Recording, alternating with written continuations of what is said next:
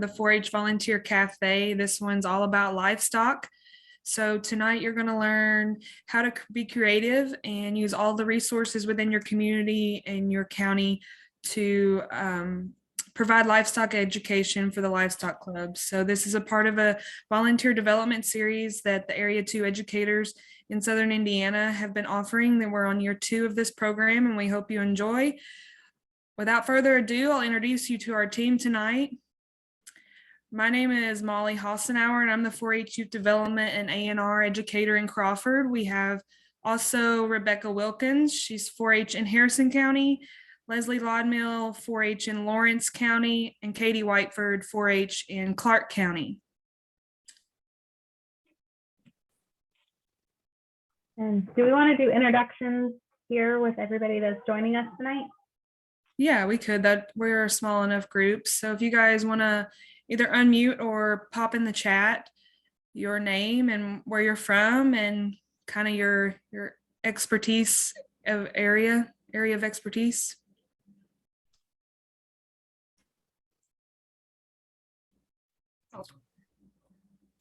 Can you hear me? Yes. Oh, hi. I'm Joanne Cook. I'm from Franklin County. Been a 4-H leader for many, many years. And I think between my children and my grandchildren, we've taken every livestock project available. We're doing some reorganization in our county this year. And I just thought this would be a less painful way to get caught up on some new ideas and new things. Awesome.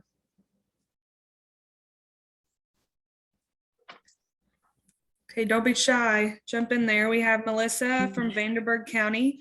She's a member of the 4-H Council there. Hi, Melissa.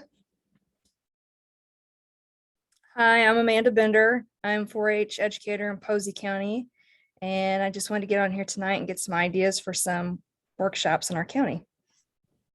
Awesome. Thank you, Amanda.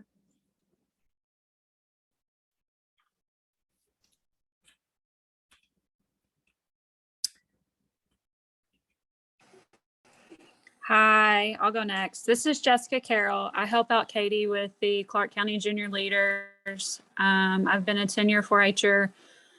My daughter has cattle and hogs. My husband serves as chair of the swine barn. I think, he's also on the corporation board for our county. Thank you, Jessica.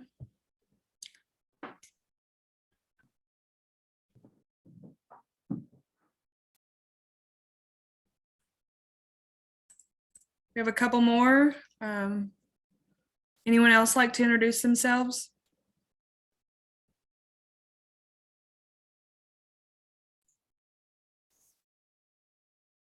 I can. I'm Charlena Hounce, and I'm a co-leader down in Dearborn County near Cincinnati. And I'm just looking forward to learning more. Awesome. Thank you.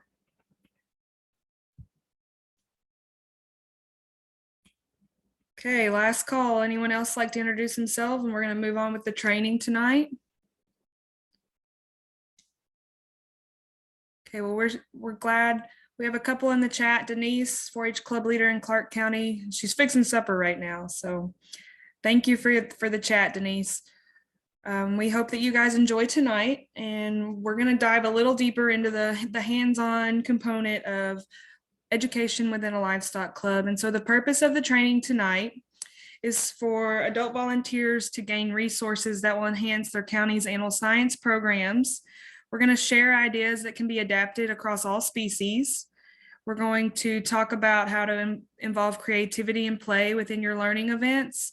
And we're also going to share ideas that enforce the animal science learning in a hands-on environment. So when looking at the structure of a 4-H workshop in the subject of livestock, there's a wide variety of topics to cover. And so your first step as a 4-H volunteer is to step back and do that evaluation. You can host it at fair time or post-fair, pre-fair, however you want to structure it. But the whole reason for the evaluation is to see what you are missing within your program. Um, you can structure that evaluation towards your families and also get the youth voice component in that evaluation. The youth are the ones receiving the learning, and they will be the best ones to tell you what they're missing and what they want to learn about the most. You want to be sure and be connected to your families and youth, and they're going to be the ones that tell you what information is needed and what species and so forth. So that's a part of your research that you put together the workshop rather than just going off on your own ideas, and also utilizing guest speakers is a great way. So you got to find the topic, and then you've got to build the program. Molly, I'm back. Katie, go for it. There it goes. There it goes. Okay, so these are some pictures from last year's workshops that we did in Clark County. We can see the first one, we had a former judge come in and show how to prep your dairy goats for show. And there's a young lady brought her goat, and the judge went through everything and then let the kids actually shave and trim hooves and work on that. In the center, we had a guest speaker from CPAC come and talk about different hay types, what's good, what's bad, what works best for sheep and goats, and let the kids handle the hay and kind of ask questions, and families ask questions. And then on the far right side, you can see Miranda's in that picture from Harrison County Extension. And we had them come out, and they brought different types of grains that are in feed for kids to ID. They went through grooming that day, and then the kids are out there kind of working their animals and getting some pointers and feedback from our guest speakers. You can change it. Some other hands-on workshops that we've done, we've been able to have enough sponsors to do show supply giveaways. So in that first picture with the 4-H tablecloth, you can see that we've given away brushes, shampoos, shavings, blankets if they're sheep and goats, hog whips, show sticks, halters, all kinds of stuff. This one is from 2019 on the right. I had the local butcher shop save a bunch of ears for sheep and goats and cattle and hogs and rabbits.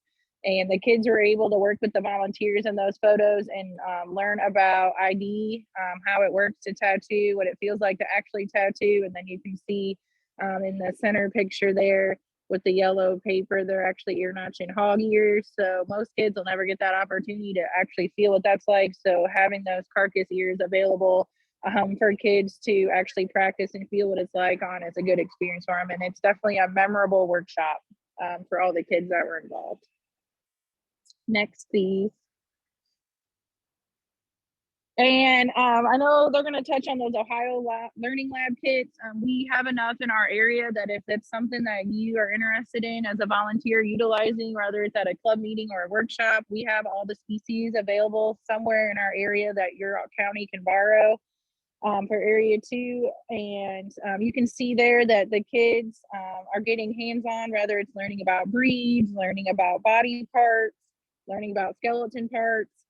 In the picture with the boy with the striped shirt, they are actually in a poultry workshop learning about heat lamps and what you would look like if your chicks were too hot, too cold, or just right, where the feeder should be, where the water should be, all that stuff. These kits are excellent kits to get the basics across to youth, especially if they're new to the project, and to kind of refresh those who have been in it for a while. And I think that's it for me. Yep. Yeah, so I'm going to take it on here, and we want you all to have an opportunity today to really think through how to do this in your county. So the biggest thing that we have to tell you is you don't have to speak on all of these, and really you probably shouldn't be. You should be finding those experts in your community to do this. So we want you to throw out some ideas, help each other brainstorm what are the experts in your community that you could use as guest speakers or resources to be able to put on a workshop for your members. So if you'll go to the top of your screen, whenever that little drop down comes down, there is a button called Annotate. It's got a little pencil to it. If you'll click on that, and then you'll be able to click on, it should open up a little tool panel. You can click on text, And then you'll be able to actually click and type on our screen here. And then if you'll throw out all of your ideas, we're going to take about 3 minutes. Everybody, Could you repeat those directions? I'm sorry, I missed something. yeah, absolutely. So at the top of your screen, if you move your mouse, your cursor up there, there should be a little panel that drops down, and it has a button called Annotate with a little pencil on it. And if you'll click that, then you'll be able to click, it'll open another panel, and it has the text option. And if you click that, then you'll be able to type in there and start typing on the screen.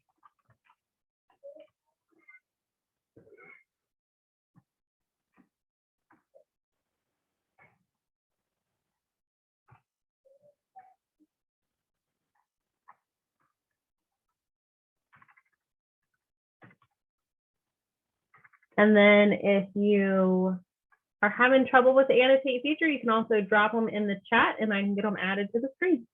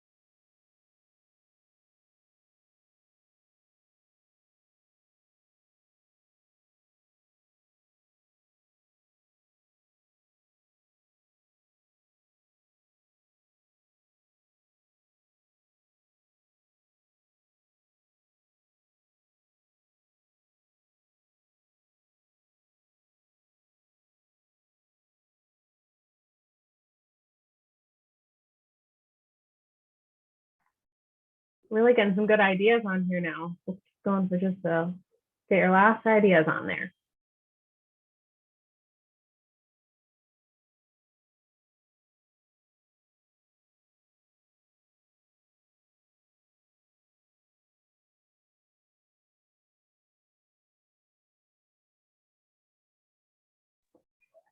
Okay, so just to recap some of these, and then I'll take a screen grab of this here in just a minute. But so veterinarians are a great one. That is a lot of knowledge in there over a variety of topics, whether it's feeding, identification, diseases, you name it, your vets are really a powerhouse for you. So when you can get them, absolutely. I see on here some of our local producer or producer groups. A lot of times they're great advocates for the different species in our community and the production of them. So yes, you can get pork producers, cattlemen. A lot of them have been doing this for a long time, so they can also be a good resource. Your local feed sales people. So if there are reps from the different feed groups, my sister has done that in Nebraska and loves to go speak to different youth organizations, and I get tagged sometimes for other people around here that want to do the same. So they're certainly willing to come do that, and they don't have to just push their product. You can also local feed stores. A lot of times that's where you can get donations of different feed stuffs for youth to identify, because they're going to have a wide variety of samples they can provide to you. I like that there's FFA on here too, and older 4-H members. You can certainly use their expertise and their help running these workshops. Because some of these things, especially if you're doing things like Katie did, where you're using carcass ears and all of that, it's going to take some hands-on help to push those things along.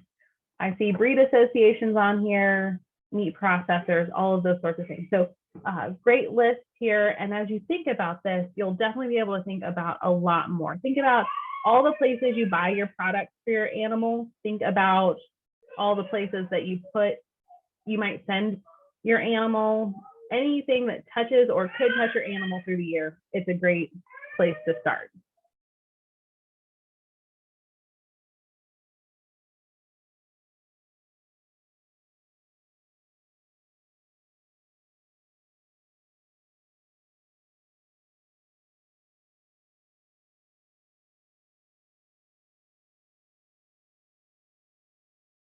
Some other resources to help supplement those groups that you might favor the experts in your community, some places that you can help become an expert on different things.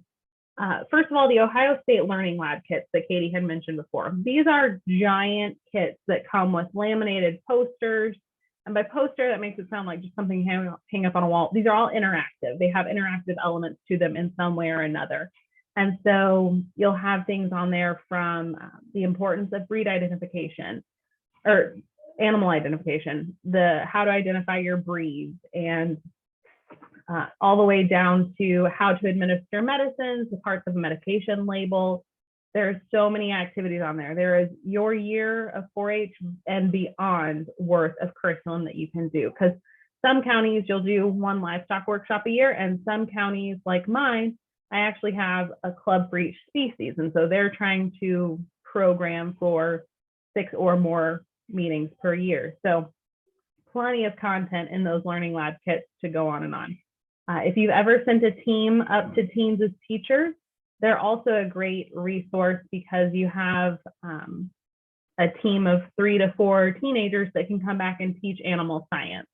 It's a great one. The BOA website and all of their alerts, especially right now as we're keeping an eye on things going on with poultry and things of that nature, just keeping track of those sorts of issues popping up.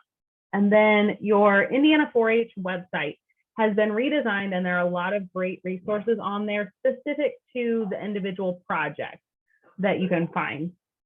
Also, if you go to the Indiana 4-H website and hover over volunteer, there are actually resources that are specific to animal science. And these curriculum pieces go all the way from, they tell you what age groups they're good for, they tell you what materials you're going to need, and then they give you the background information you need, how to do what you're doing, and then the process questions. So it is an entire lesson there at your fingertips, ready to go. You don't have to be the expert. So lots of great resources out there. Our Indiana 4-H resources are fantastic, but anytime you also search or Google extension and then the title that you've got, or 4-H and the title that you've got, you're going to get some good research-based information that can really go a long way for you.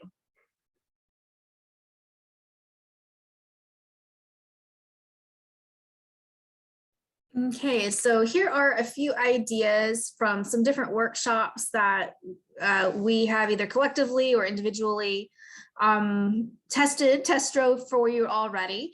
Many of your extension offices are going to have 3D pins available, especially if we have the makerspace kits. So Molly created this Steer into STEM activity where the youth are using the 3D pins to create and learn about the swine digestive system. And you can do this with any species. It doesn't matter if it's a monogastric or if it's a ruminant species. Another one that I really like is you can find these little cheap canvas boards.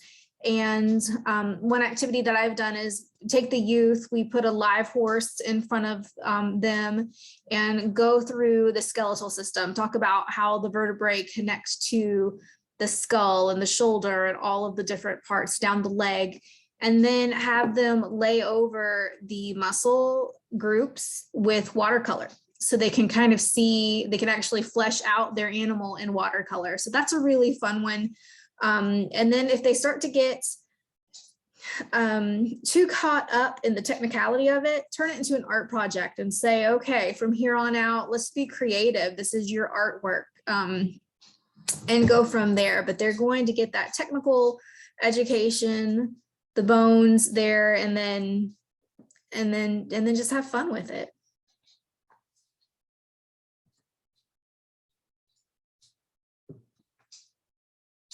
All right, and another one that I do from time to time is, I call it Parasite Play-Doh or Play-Doh Parasites. You want to click on over for me. So what we do is we just create the parasites out of Play-Doh. So they build their own bugs, for lack of a better description, as you're learning about the different types of protozoa, or the different types of roundworms or tapeworms, and talk about the differences between them and how you can tell them apart should you see them in your animal's stool in the barn. So they'll be able to identify what kind of medications they should ask for their parents to help them get. So go ahead and click forward one more. So here's just a few examples of what they might do. I used this activity too when we talked about pathogens at my vet science camp last fall.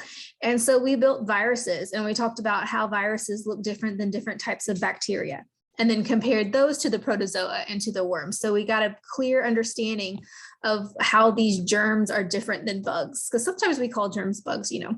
So just building different things out of Play-Doh. That way their hands are busy and their mind is engaged as they're learning. Another one that I do from time to time is the how to give an injection. So we talk about the vocabulary, and then if you click forward one, you can see how we use oranges to talk about the different types of injections. So the little guys like this because, number one, you're trusting them with a needle. You do have to go through a few safety concerns before you start. But you do this and they really do take it seriously. I would say that, you know, the majority of my kids don't get silly with it and really do take it seriously. I have a box of syringes in my office that I keep for this activity. So it's something that you can buy at once to kind of keep it, as long as the needles don't get broken or bent or something like that. It's relatively inexpensive. And no, they cannot eat the oranges at the end of the activity. That's my most common question.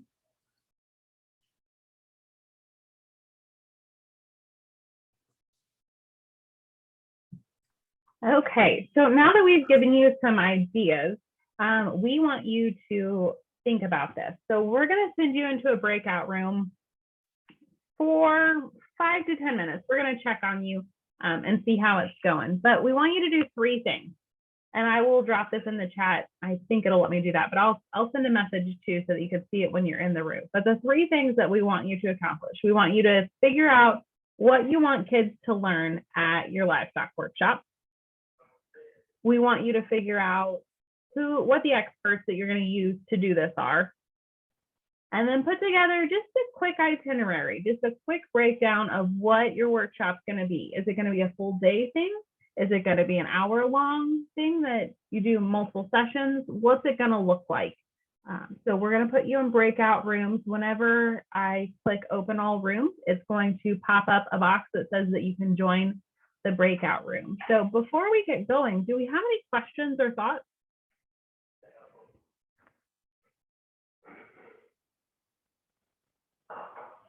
Okay, so just to reiterate, 3 things. What do you want your youth to learn?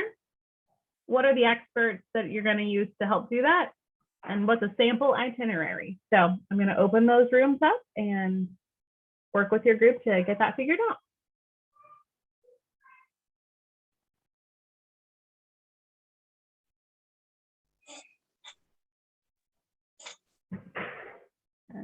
I've got one more still coming in, but we'll go ahead and start sharing. So group one, do you all want to, I think Rebecca was in that room, right?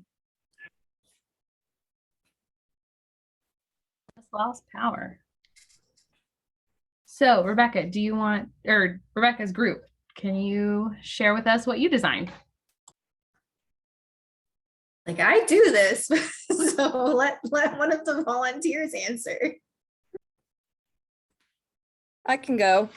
We talked about creating a workshop for meat goats, doing like a showmanship and grooming workshop, possibly doing it after a YQCA training day. So you kind of get two things done, but only for about an hour or so, so that, you know, they kind of get some hands-on with the animals that you bring.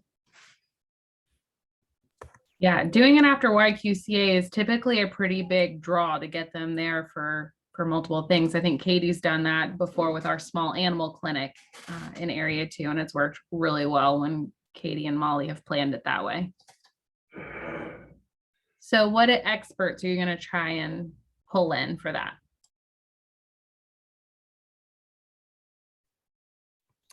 I had suggested having like a project superintendent, so the goat superintendent come in and help with it, and seeing if she could bring some of her animals with her too. Okay, awesome. Does anybody else from room 1 want to share any other thoughts you all have?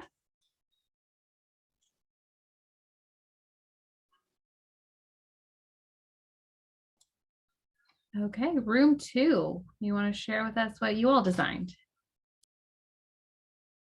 Is that us? Are we room 2? Yes, go ahead, Joanne. Okay. This is something I've been trying to figure out how to do. We have a lot of young families that do not have, we always talk about the 4-H background, you know, they're not 3rd, 4th, 5th generation, but they want their kids to have a livestock experience, and maybe do it as a spark club, because then you're looking at telling them this is going to be 6 hours, that's it. Even if, you know, there's more interest, you can go on from there, but just then have your 6 major livestock groups, 6 stations, have activities that you could get out of the that Ohio Learning Lab. And in our own community, I was just sitting here jotting down 6 or 8 people that I think would work well with the kids and not get too technical, but would be able to talk to the kids and also to talk to the parents, because parents, I think when it comes to livestock, unless you're a longevity 4-H member, there's just too many little things that you just don't know unless somebody helps you with it. That's it. I like to have a parents gallery whenever my parents say, there's some meetings you do, the parents are beneficial, but you want the kids doing the hands-on stuff. But if you can put the parents in a parents gallery where they can be learning from each other and still overhear what the experts are saying, I do think that works well. Yeah. Yeah. Okay, cool. Room 2, anybody else have other details you want to share that you all chatted about? I do want to bring up one point. I was in room 2 and asked if they had any questions as a follow-up, and, you know, how do you find time was the #1 question. And my recommendation, and Leslie and Rebecca will also say, that you work as a team. Don't ever take a task or a workshop on by yourself.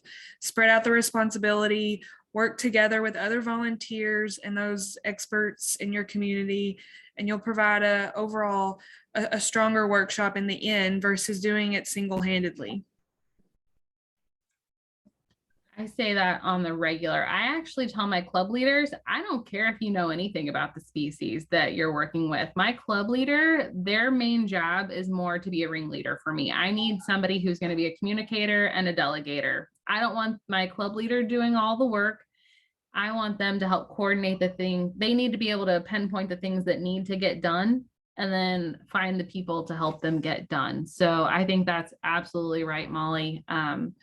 Just breaking it down, chunking it into smaller bits, because we're all busy. None of us have time to be those 4-H volunteers we had 30 years ago that did it all. So yeah, share the wealth, help. It also is a good way to help get those newer volunteers engaged. If you just give them that little piece to do, give them some ownership of that, then you can help draw them in a little bit more. And I would caution that a spark club especially is not something that you're going to put together for next week. Go ahead and look at that calendar and plan it out. Give yourself some time to communicate with the kids and get them excited about the workshop. And get it on the calendar, then you got your feet to the fire a little bit more. And also in my county, it's constant that people they say, oh, we're going to do this then. And then they wait and wait and wait. And then, okay, they plan it. And now they tell everybody about it 2 weeks before. Well, if people can't get it on their calendar, if you don't know what's coming, it's not going to do you any good. So the sooner we can get those advertised, you're going to be in a lot better position.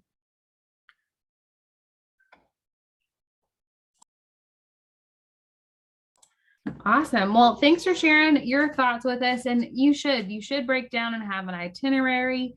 I think something we heard a lot today is stations, and stations work really well in a livestock workshop to let those young people kind of work through different pieces, be it, breed ID over here, body parts over here, feed stuffs over here, kind of letting them work through, get in those smaller groups. Also, you can target their age groups a little bit better, because 4-H is beautiful and crazy at the same time. And the fact that we put kindergartners through 12th graders in the same clubs, and we expect everybody to get something out of that. It doesn't happen by magic. So use those rotations and those groups to your advantage too, or focus in your workshop a little bit. So yeah, Rebecca or Molly, do you have anything else to add on these breakouts?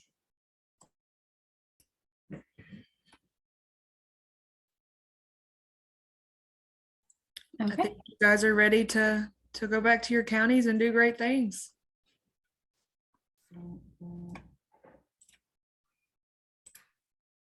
So does anybody have questions for us or scenarios you want to run through, or where do you find that at?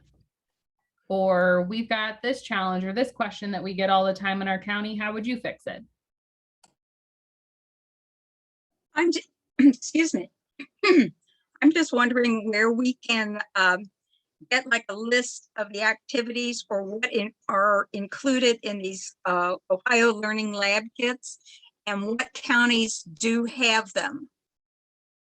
Because I know that they've been mentioned before, and it's probably somewhere in all my paperwork, but I think that would be really helpful.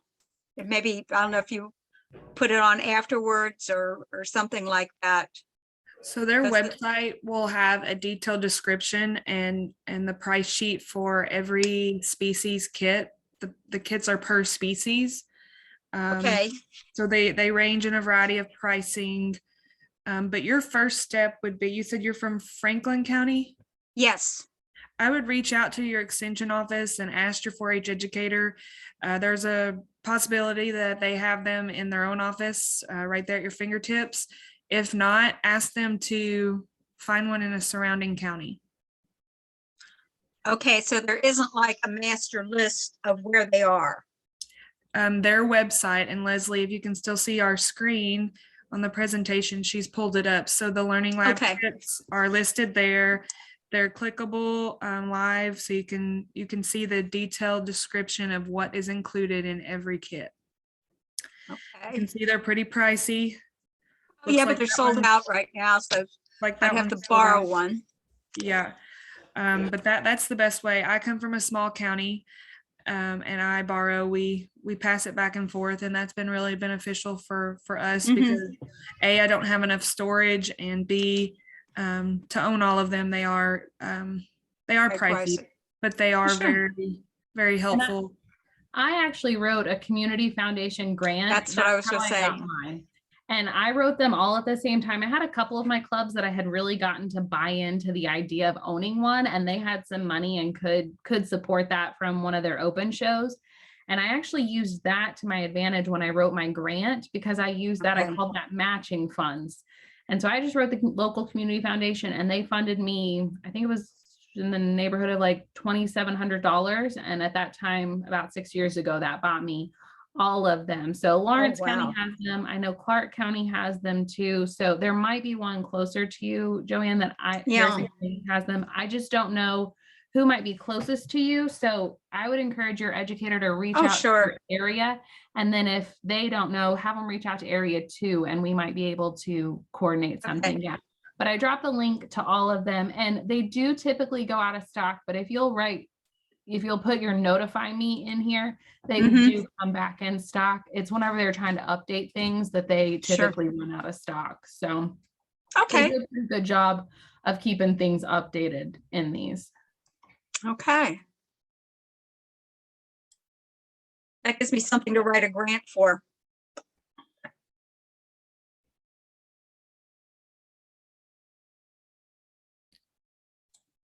What other questions can we answer today?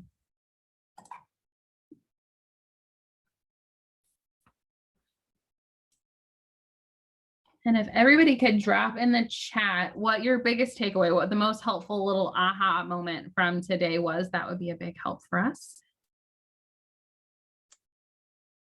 Chat.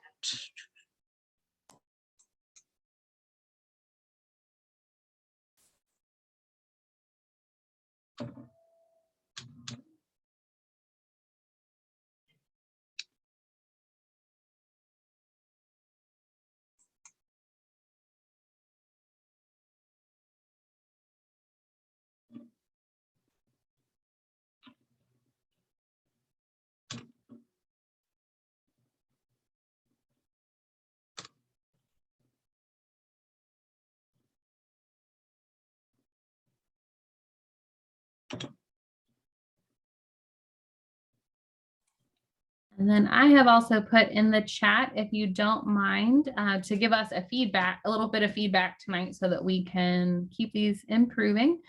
So I put a link there. It'll also be in the slides that you get sent out later. So if you could take that, it should not take you but just a few minutes to complete. And some of the ideas that takeaways for everybody to help remember are asking the FFA for resources. Yep, we should totally share and work together. STEAM lab ideas. And a lot of those resources can also be found on the state 4-H website that are under that volunteers tab. Variety of ideas for workshops, seeing all the different activities that could be done at workshops, and some of the resources and experts listed. Awesome. Okay, I'm having a little trouble getting into the program evaluation. Okay, let me click the link and see what happens.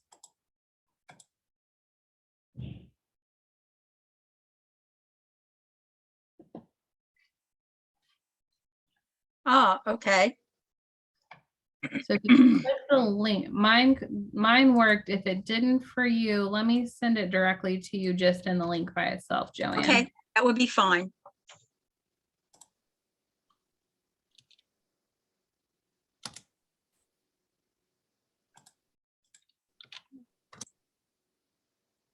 See if without the text in there, if it helps you click on that a little bit Okay, better. all right. Yeah. Right. Rebecca and Molly, did you have anything else?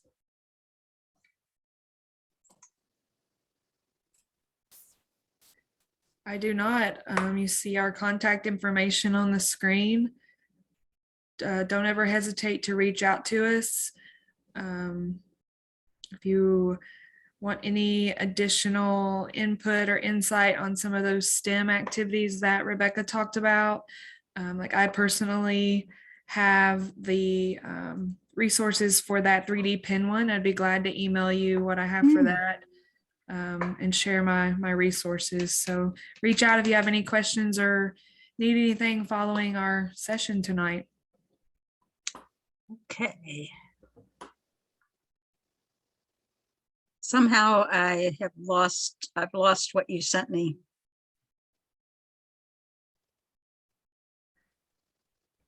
For the link to the survey. Mm-hmm. Okay. I just sent it again. It should be in the chat. And we'll put it in an email to Katie Whiteford. We'll follow up with an email. Okay. I'll Like just probably shared. wait for that because Okay. our internet is so slow that. Yeah, sometimes it won't pull both the Zoom and another browser. That's understandable. I have the same problem. But yeah, Katie Whiteford will follow up just like she reminded you in an email this morning Right. about our session. Okay. Thank you all. It was very informative. Thank you for joining us. Have a great evening, all. Thank you. Yep.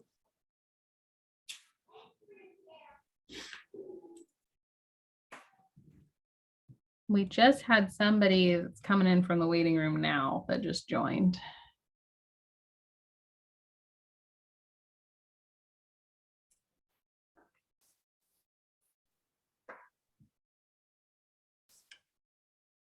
Does it say a name? It's STAHLB. Stall. I'm wondering if it's like Stall B or if it's Stallb.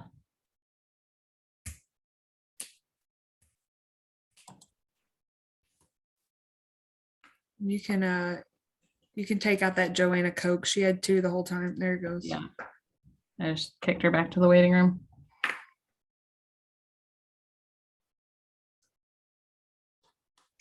Well, we had 9. That wasn't bad.